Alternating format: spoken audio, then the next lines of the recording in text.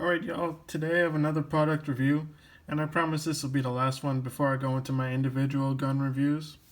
But today we have V7 on the table. These are some of their sub components. Each one of these is pretty special. V7, their slogan is the cure for the common AR. Let's see, it's a little blurry right there. But the cure for the common AR, a lot of their components are made out of special materials, or they have like a special design to it. So I'm gonna go into some of these today. Another one I don't have on the table. It's in my rifle already, but it's a Inconel gas tube. It has DLC coating on it, and if you don't know what Inconel is, it's like a super alloy. Its special property is that it gets stronger when it's heated. So, and if you know ARs, you know that your gas tube, it gets pretty hot when you shoot it. So that's what V7 makes. I have that in my one of my ARs, and when I go into the reviews for that, I'll show you that. But today, I want to show you the smaller subcomponents.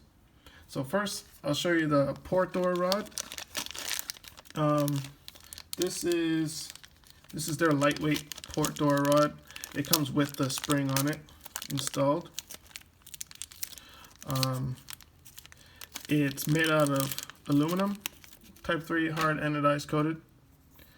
Pretty nice finish on there.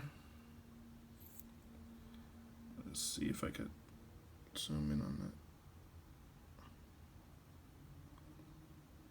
But yeah, it's a nice finish on there. And the special thing about this one is it has a enlarged head on it.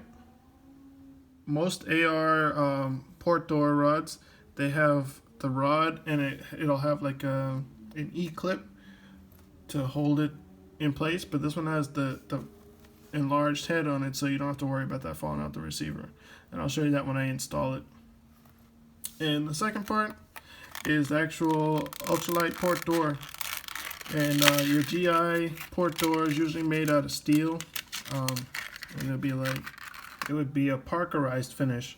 But what this one is it's all aluminum, and it has a type 3 hard anodized finish on there. There's a little bit of a scratch there. Honestly, that's what I was kind of concerned about with getting an aluminum door, was it being a softer metal and it being able to scratch easily. Especially with this whole flat surface, it may show a mark from it opening and closing all the time. But I thought I'd give it a try, see what it's like. What they also did was they made this detent ball out of titanium and the roll pin out of stainless steel. So pretty high quality part. This one is the plain one. They make ones that look a little bit different, but I wanted to go with this one because I think it'll go well with my Aero Precision build. And third, the titanium buffer retainer. Nothing really to say about that. It's besides it being made out of titanium. Not that I was trying to save weight on such a light part. I just wanted it to be a little bit stronger. And I also wanted to give it a try because I like titanium. And then the last piece is the castle nut. This one is also made out of titanium and is DLC coated. If you look at some other ARs, like the standard castle nut, you'll see that it's a parkerized finish on that too. It's like a dull grayish green color. I like this because it's DLC coated, and it's a nice deep black, just like I like it. It's not gonna have any kind of differing colors. So let me get all these installed for y'all. See what the V7 weapon systems is looking like on my Aero Precision, and I'll be right back. Alright y'all, here's everything from the V7 weapon systems installed on the build, my Aero Precision build. I think it's pretty appropriate that it's on an Aero Precision, since Aero, they started out manufacturing aerospace parts, like for planes and things like that. They got into ARs after business shifted for them. And I don't know if y'all ever noticed, but the Aero Precision lower is actually the tail or the rudder of a plane, the logo of it. If you look at it, it looks like the tail of a plane. Just a little FYI.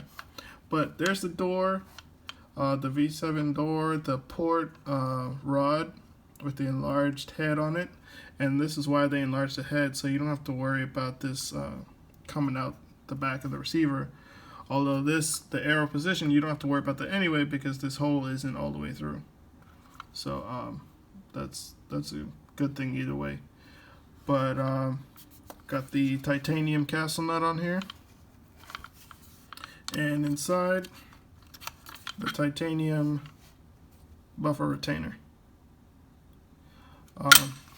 Also, I just want to throw this out there too. This is an Aero Precision buffer tube. What they did was they continued the support into the threads, so you can see it's slightly different from what's mil spec. They added this little nub on the end so that when you put on your buttstock, it goes on really easy. You don't have to put on with any kind of tools or anything like that. So that Aero Precision buffer tube is actually pretty cool too.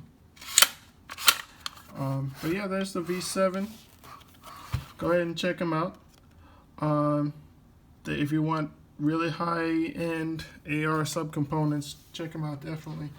But I'm gonna go into the Guntuber shoutouts, and because I got the subcomponents for this gun, you know, just kind of looking around the internet, I figured I would shout out some of the retailers that I use, because they also have YouTube channels, and I learned a lot from these two channels. And one is Midway USA, Larry Potterfield. He'll teach you a lot about gunsmithing tips, different things like that, and some of the things that they sell on Midway USA. But yeah, I definitely learned a lot from watching Midway USA's channel. And the other one is Brownells. There's Caleb. He's the gunsmith that does all the videos on the Brownells channel.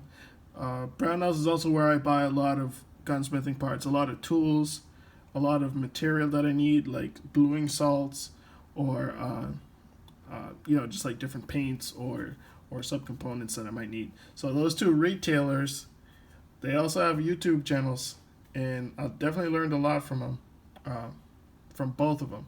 So check those out. I'll put the links in the description as always. Midway USA and Brownells for all your gunsmithing.